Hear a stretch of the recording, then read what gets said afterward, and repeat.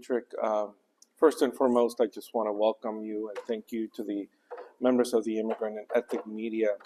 I always say it's an important role to play that too often goes unacknowledged. Frankly, you communicate with about a third, if not more, of all New Yorkers who do not consume their media in English-speaking press. You play such an important role, which is why we're here today and why we have been doing this every month or most months since the outset of the administration. I want to especially thank my team, including Shaina and Nitrick, for leading these efforts. We've covered every issue imaginable, ranging from education, healthcare, emergency management, and so on. And today we're covering one of the, I think, most important issues of interest for our immigrant community, which is how do we, as the City of New York, support immigrant job seekers and immigrant small business owners and entrepreneurs? As you know, our immigrant communities, individuals, families who have traveled so far to get here are often coming here seeking better opportunities, better jobs, and to fulfill their dreams. And it's something we've spoken about during our time here. And I'm with two of the most amazing advocates for New Yorkers and for immigrants, Commissioner Groves and Director Garcia, who I've had the pleasure of working with over these many years. And I want to let you know that they deeply care about immigrants. They deeply care about the neighborhoods that we serve and the challenges and the aspirations that people have. And I can't tell you how important it is to have colleagues like Commissioner Groves and Director Garcia leading these efforts. As the mayor often says, our government must reflect New York. It must reflect the experiences of our communities. And so I won't say too much because I love to get to their remarks and to your questions, but I want to emphasize how important it is to continue these kinds of conversations and roundtables moving forward. I hope you will be joining me in making sure that these continue, no matter who's mayor and no matter what happens in the city of New York, because you need, quite literally, a seat at the table to hear from leaders in city government. How are we making sure that all New Yorkers, including immigrant New Yorkers, are prioritized in our work? So with that, thank you so much. Hand it back to Nitrick to introduce Commissioner Groves. Thank you, Nitrick, Shaina, Commissioner Castro. It's always a pleasure to be at these roundtables with you and generally to have you as a partner in public service. I also deeply value the expertise of Moya and the heart and just grace, sensitivity, and leadership you bring to this work. And thanks to all of the members of the press who are joining us here today. My name is Dinah Shell Gross. I'm the Commissioner of the New York City Department of Small Business Services. We're not the federal SBA. We're your city small business agency, and we're about 325 workers strong. And our goal is to create equity of opportunity for all New Yorkers. The way that we do that is through a focus on careers, so a happy Workforce Development Month, small businesses and entrepreneurship, and also neighborhood development. So it's wonderful to see you in the room today and actually recognize some of you from prior roundtables, so that's a delight. Looking forward to deepening the relationship. SBS has been focused on the needs of immigrant business owners for many years. I've been at SBS for 10 years, and this is a focus that preceded my time at SBS.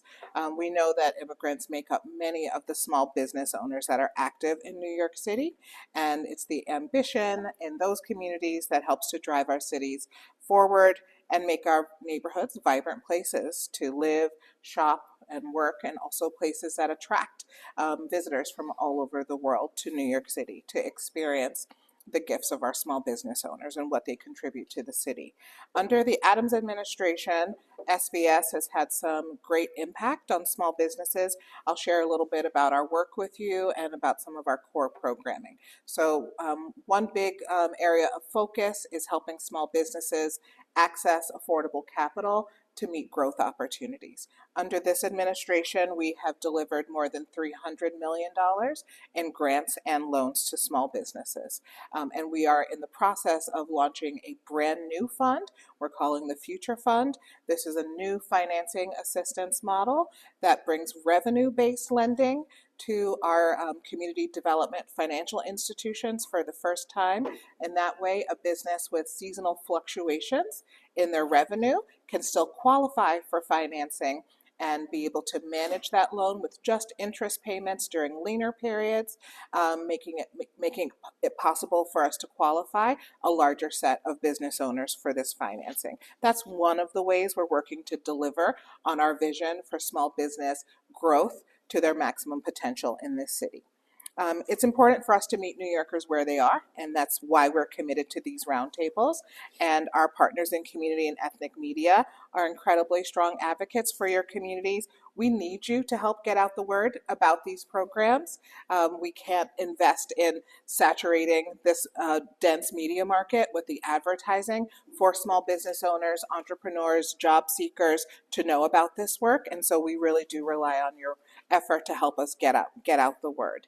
And right now we're in the middle, I think the very middle of Hispanic Heritage Month. So we're here to remind you that SBS is here to supercharge economic impact for New Yorkers and help them unlock their economic potential.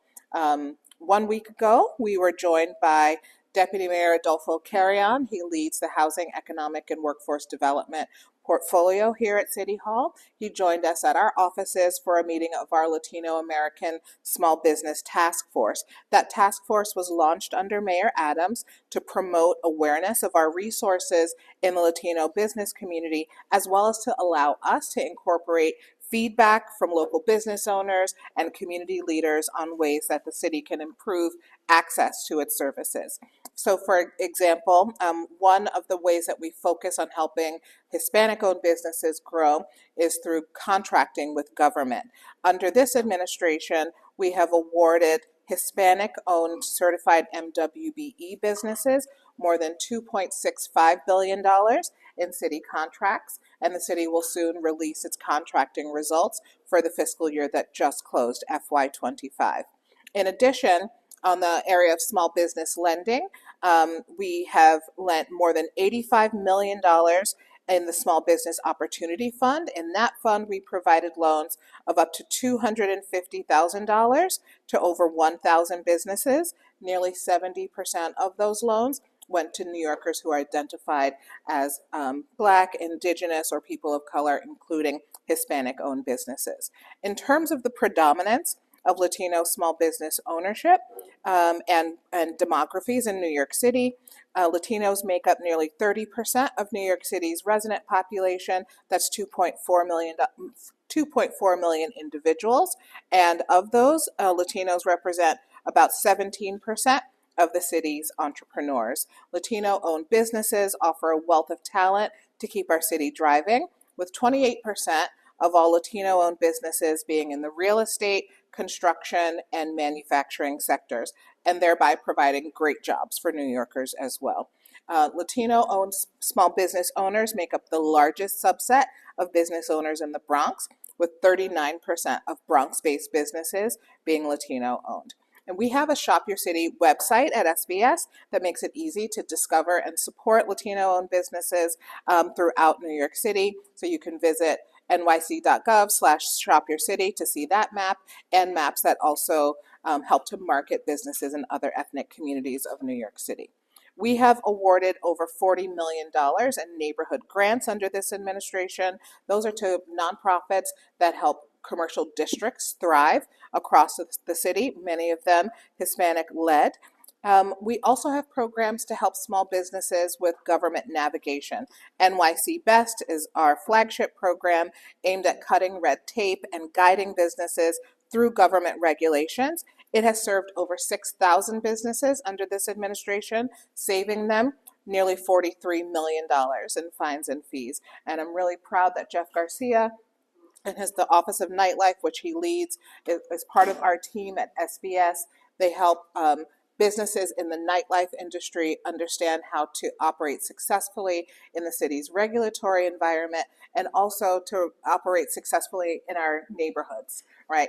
Resolving some of the conflicts that may arise from the fruitful operation of nightlife businesses, but in communities that have challenges about noise and other concerns. So we're grateful for the strong work of ONL, and Jeff is an amazing leader of that work.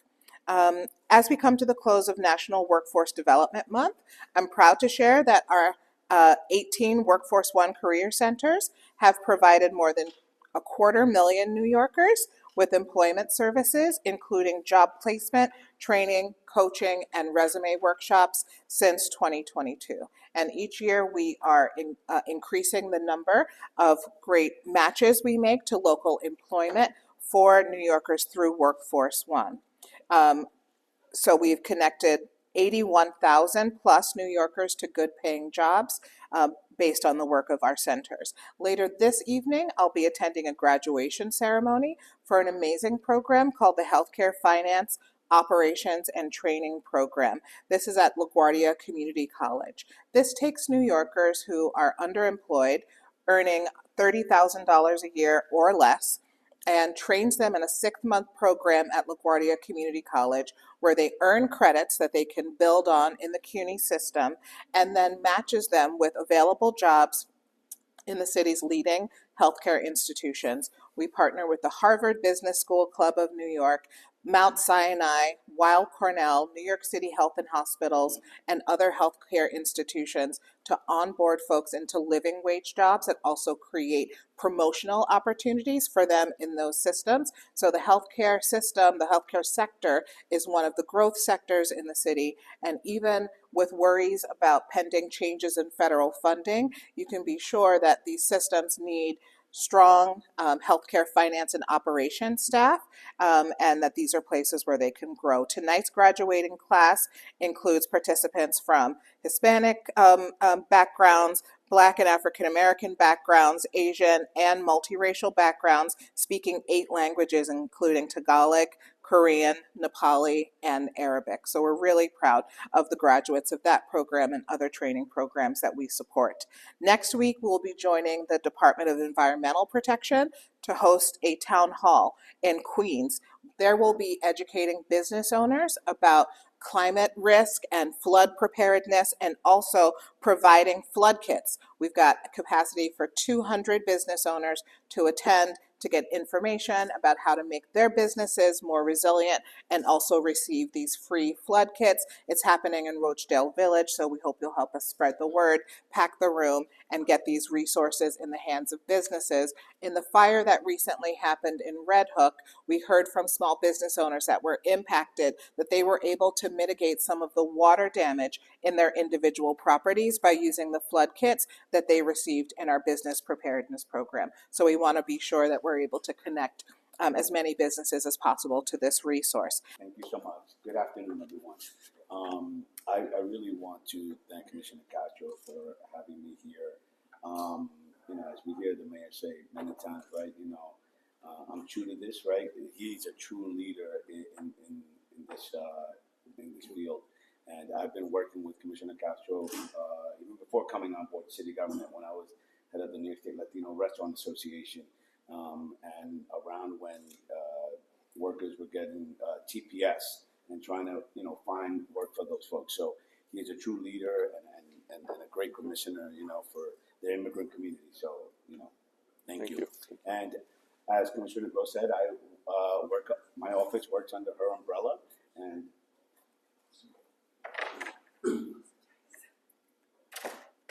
I'm so happy that our office is in SBS because in addition to the services that ONL can provide, the Office of Nightlife, there's so many additional services that SBS has that we can now offer folks in the nightlife industry. And one of the great things that I've enjoyed in this role is traveling all across the city and working with so many different immigrant groups, right? Not just as entrepreneurs, but in the kitchen, in the front of the house, in the back of the house. Like, we are everywhere. We are the backbone of the nightlife industry. I just want to share some numbers, right? Obviously, New York City receives about 65 million visitors a year, 67 hopefully this year. Over 15,000 businesses, right, in the nightlife industry. But again, the numbers that the commissioner said about how many immigrants, and Latinos are in the industry, but also, again, working in the industry. We have 300,000 workers in the nightlife industry, right? And the economic output of the industry is $35 billion. So we're a big part of this city's ecosystem and economy, and more importantly, the culture, which is where we always come in, right, from the culture perspective and what we bring to the city. So, I love the work that we do in working with the different communities and the different business owners, and I look forward to answering questions and working closely with businesses in our communities. Muchas gracias. Thank you. I just want to provide a little bit of editorial, maybe ideas for headlines here. Behind the data that you just heard, you'll find the most immigrant-friendly SBS New York City has ever had. And it's in large part because of the leadership behind it, because of Commissioner Grove's not just commitment to immigrant communities, but advocacy. And the same for Director Garcia. We haven't stopped working 1 second. We continue to advocate and work on behalf of all New Yorkers and of all immigrant communities. And I'll tell you this, the last time I spoke with Commissioner Groves, she was trying to figure out how to best find resources to support immigrant construction workers, immigrant day laborers, and other low-wage workers. And I thank Commissioner Groves, Director Garcia, because that's what we need in these moments of uncertainty, in these moments that are, frankly, communities are in constant sense of anxiety and fear. We need advocates. And so, once again, behind the data, you'll find the most immigrant-friendly small business services you'll ever see in the city of New York if you look at the data going back decades. So thank you for that. My pleasure. Thank you for being such great colleagues. And, whatever challenges come our way, I know that the immigrant community have great advocates. It's been an honor to serve with them and to make sure that the voices of immigrant communities, including yours, are at the table. So with that, I'll hand it back to Nitrik and we'll take some questions. If you're seeking support, get to know our Workforce One centers and all of our programs. Now, people often ask me these questions. Well, these centers or these programs are not for me because I'm of such skill set. It doesn't matter your skill set, your professional level. These programs are meant for all New Yorkers. Yes. Whether it's the so-called low-wage workers or highly skilled workers, we don't differentiate. There's a program for you. And it's available through our SBS colleagues, through our Workforce One centers. We can be here another 3 hours going down the list of all the programs. Mm-hmm. That's why I encourage all our immigrant communities, regardless of your skill set, of your profession, of your language, visit our Workforce One centers and get to know the program. There's going to be something for you. And that may mean figuring out how to translate credentials that you earned in another country, how to qualify for a licensing exam that's a barrier to you practicing in your profession here in New York City. So those are all the types of services that we're also focused on in the system. Things. It's important to know that as city government, we're not here to enforce federal immigration law. That's right. That's very important. There are some programs, but because they are funded and are part of a federal program that do require certain eligibility criteria to be met. Mm-hmm. But those are very few programs. The vast majority of programs that are offered and paid for by the City of New York, our immigrant communities have access to them, regardless of their immigration status, in part because we don't ask for it, right? But let me not get into the weeds here. I don't want to confuse. Let me just say something really important, because this has been an issue. especially most recently. With so many changes with our federal immigration system, people are confused and they're asking a lot of questions. And so we get a lot of questions like these. Let me just send a message to our immigrant community. Make sure that if you're asking these questions, you're speaking with a reputable legal provider. No one that's not a lawyer or a BIA accredited individual who is allowed to practice law in the state of New York should be giving you legal advice. And if they are, and if they're charging you for it, be very, very careful, because this is how people get in trouble, right? They get the wrong advice, or they get taken advantage of by scrupulous individuals. Make sure you get a legal consultation, whether it's a program like the commissioner mentioned or Moya's immigration legal program. You can call our immigration legal hotline and ask these types of questions, and someone will give you the information that you're looking for.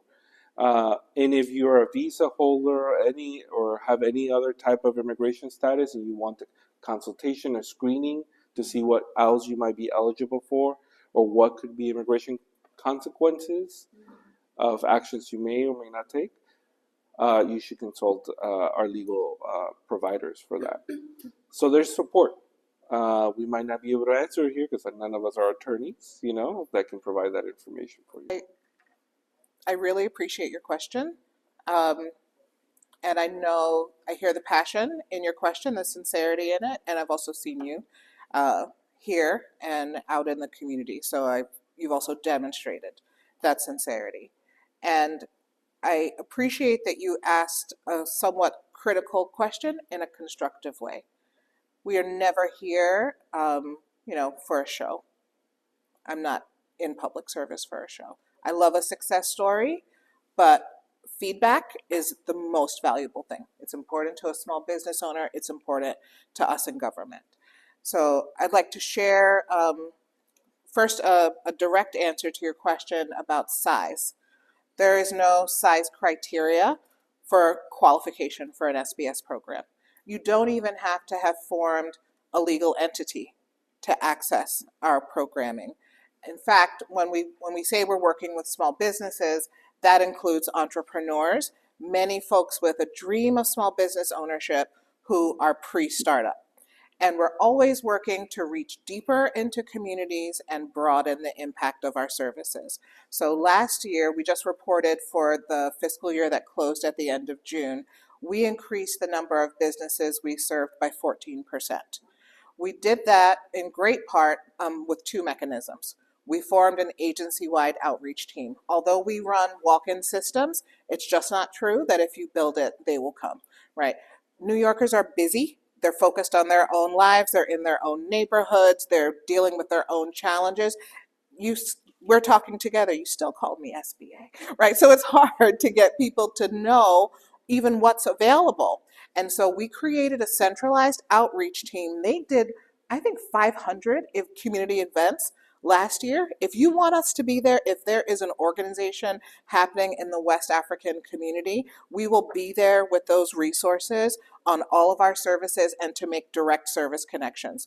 This weekend is the last of 12 weekends of Benefits on Your Block outreach events that we've done.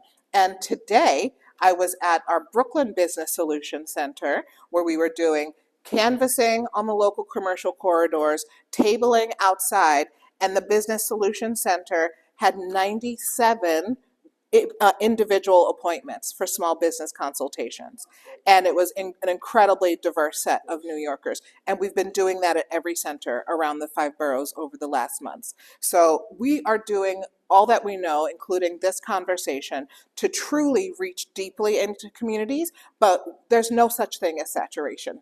So please continue to share this feedback with us, but more importantly, if there are if there's things on the calendar that we should be connected with, if there's publications or community calendars that we can be in touch with, we are open to your feedback and further partnership. But there is no size requirement for a business to participate in our services, and we are increasing our reach.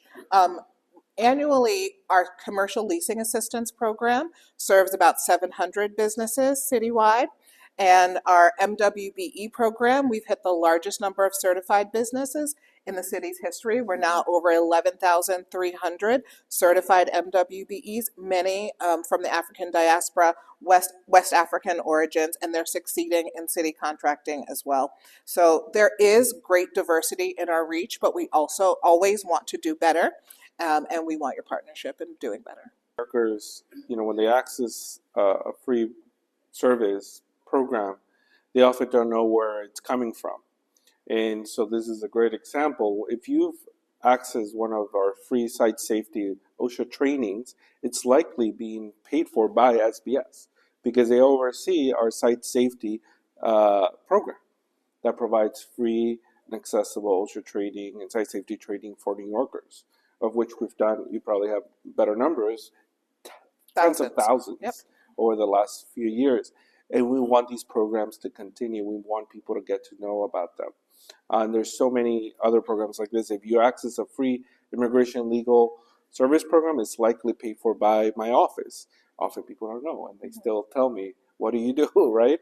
But we want you to get the word out because, again, there are many underserved communities, and we can only reach them through you. At this moment, there aren't emergency financial resources as were available during the pandemic. We are offering financing assistance and financing kind of consultative services to small businesses. I think something that's really important right now is that small business owners really closely monitor their revenues and their costs.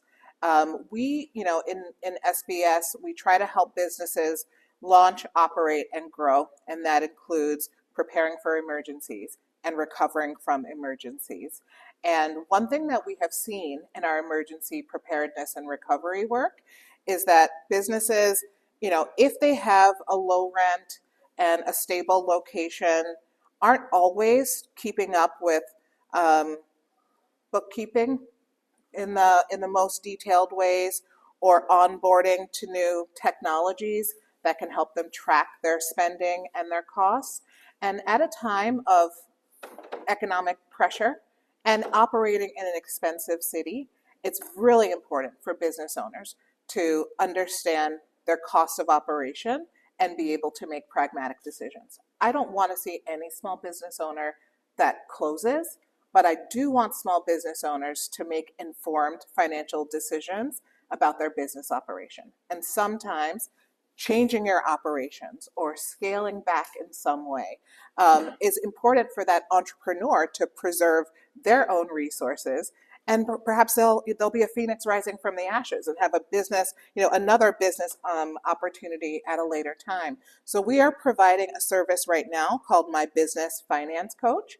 So if you are one of these business owners who has been avoiding your receipts and your invoices, doesn't have an accountant on your staff or that you're working with closely on an ongoing basis. Some business owners only engage a licensed professional when they have to file their quarterly taxes, and we hope they're keeping up to date on your taxes. Now is a time to invest in closer tracking so you can make those informed decisions. And so we'll share the link as a follow-up to you about that consultative service. They can access it through any of our business solution centers. It is one-on-one consulting about your finances right now so that you can track these costs and make good decisions. And I think, when people talk about stress, moving is stressful, family transitions, the loss of a loved one is stressful, public speaking is stressful for many people. Job transition is incredibly stressful. To have had 20 years of stability in work and now be destabilized, it takes time to find your way and to adjust. So I'm glad you've been able to find work with that non-New York-based company. But I occasionally stalk Reddit job boards to see how job seekers, what they're saying. And I never comment, but invariably someone recommends Workforce One. You should check out Workforce One. And they tell this story.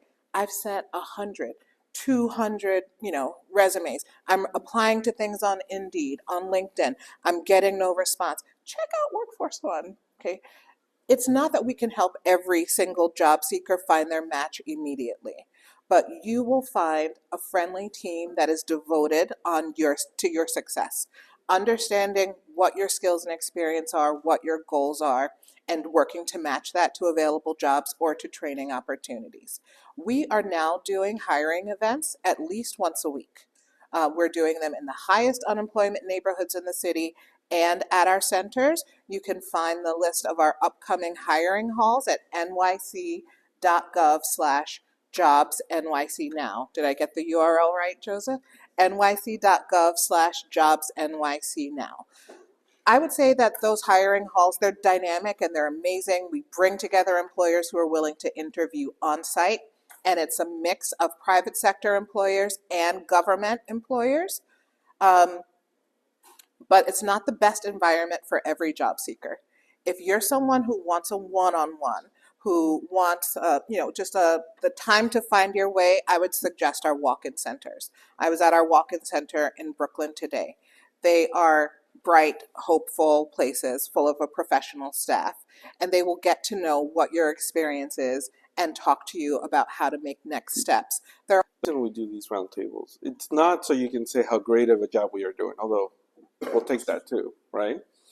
But it's because we want people to get to know the services that we have available for them. Because there's a lot of people who are discouraged out there because they don't have access to a workforce one, or they imagine they don't, or they don't have access to legal services, and so on. And we want to make sure that they know that they do, right? That there are all these wonderful services for you.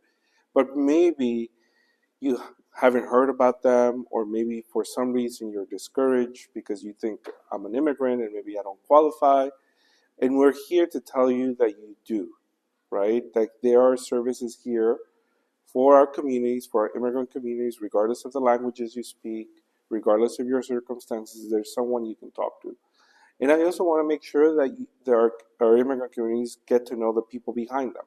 So I hope you tell the message coming straight from the commissioner that they have a service there for you. If you are a job seeker and you find yourself a little discouraged, like the story you told us, and that we're here to support. And that's important because a lot of people right now feel discouraged and they feel there's a lot of anxiety. When I was young, I went to seek services because I said, I'm about to graduate from high school. I don't have legal status. Let's see who can help me. And I got turned away, and I was very discouraged. Someone told me, well, we can't help you here because we can only help people who have legal status, who will be able to go to college, And a lot of our immigrant communities have that experience, and we want to say that that's no longer the case if that was your experience once. Things have changed, and we want to make sure that you know that people like us care, and there are services for you. So, a few more questions, and then we'll take a break. So since we're all looking at that, I'm going to do a quick round so we're going to do questions for reporters, and we will all answer them. I want. Yeah, I'm sorry if I took too much time. If they're going to get questions, Rate on loans. It depends on whether or not we're connecting that business to, like, say, a credit union, a CDFI, or bank. Then it's market rate, or whether or not it's a city fund. Where it's a city fund, we're working hard to keep down the interest rate at a cost to the city. So for our loans to minority and women-owned businesses that are performing on government contracts, we cap those loans at a 3% interest rate, and we lend those businesses up to $1 million to allow them to have upfront capital to perform on a contract where they're working for the city. For the future fund, right now our interest rate is between 8 and 9%. So cheaper than market, but not as much as the loans for working on city contracts. But we're always going to try to find the most affordable cost of capital for that business from among available partners. If there are grants available, we will also work to connect them with grants, but grants are few and far between. During the pandemic, there was a bit more, less now. In terms of the not-for-profit grants, SBS provides grants to not-for-profits that help small businesses. That's the not-for-profit grants that we provide. So business improvement districts that are doing public space management, community organizations that are helping to organize small businesses into merchant associations, or doing work on commercial strips to create more traffic to draw it to the commercial district. Those are our types of grants. We've provided more than $4 million in grants, I believe, this year to community organizations, and we watch it very closely. We watch it very closely. That's part of my job. I take it very seriously. So no one gets paid without documenting that they have performed the work, and we're working to cover as much of the city as we can in terms of the diversity of neighborhoods. And in terms of specifically for nightlife, a lot of these same resources are available to businesses within the nightlife industry. We also have additional resources that obviously would love to connect with those businesses in the community, or they can reach out to us as well through nyc.gov/nightlife, right? And the same for businesses in the Bronx. We'd love to connect with them. But in addition to it, I again want to publicly thank Commissioner Gross. We also have a nightlife grant that's available for the nightlife industry, up to $50,000 that we will be giving out. So please, at that same website, please go on there, look at the grant, apply, and look forward to seeing your applications. I feel like we needed a part 2, right? Or we need a part 2. I think we need a field trip. A field trip. I think we need a field trip to a Workforce One center. Yes. Because I honestly think like physically walking through a new door is challenging for everyone. You need to be welcomed in. So maybe we need to welcome you in. Let me just say, we have these roundtables here because this is how we get press to show up. So if I say we're doing a field trip, you're all going to come. You know, show up.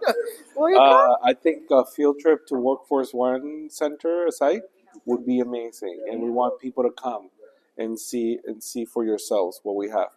So quickly on the public charge and related things, we'll probably have a dedicated roundtable to talk about public charge, and whatever other ideas you have about roundtables, let me know, and we'll put them on the calendar.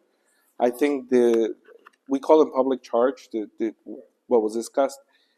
These are topics that are very sensitive because we don't want people to be confused. We want them to know that if you have a healthcare emergency or need food assistance or other service by the city of New York, to not be afraid, right? To come to us for support. But these things are very real that are coming and that are maybe in place already. I did a show last night. I couldn't leave the station. I had to stay for 2 hours. Yes. Fielding questions. Yes, it's a very, very important topic because we are seeing the impacts in other states. And of course, people watch the news, they follow the news. So we want to be careful about what we talk about it. We'll bring maybe our DSS commissioner and others to come here and answer the questions. But just to close up, and we need to take a photo, otherwise people will not be happy with us. But just to go back to the question around, businesses that are suffering as a result of the actions taken by the federal government with respect to immigration enforcement. We've heard small businesses in neighborhoods like Corona, Queens, and Sunset Park, Brooklyn, and the South Bronx, they're suffering because immigrants are afraid to come out to use their local businesses, restaurants, and others, because they're afraid of immigration enforcement.